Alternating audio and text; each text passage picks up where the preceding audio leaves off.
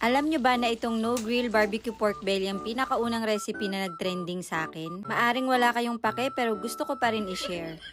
Sinangag na paminta naman ang sikreto para maglasang inihaw pa rin ang liempo natin kahit sa kawali lang lulutuin. Tapos ihahalo na nga natin yung paminta dito sa baboy at naglagay nga rin ako dyan ng bawang, toyo, kalamansi at syempre meron ding ketchup para manamis-namis. Haluin nga lang natin na mabuti yan at i-marinate ng 30 minutes to 1 hour. At habang hinihintay natin na mag-marinate yung liempo, ay gumawa naman ako ng ensaladang mangga. Bale mangga, kamatis, sibuyas at asin lang yan. Tapos iprito na nga natin yung liempo. Konting mantika lang ang gagamitin kasi magmamantika pa naman yung baboy natin. Dapat ay mahina rin lang ang apoy at masipag tayong magbali-baliktad kagaya ng pagpapabaliktad niya ng ulo natin. Para hindi pala masunog yung liempo.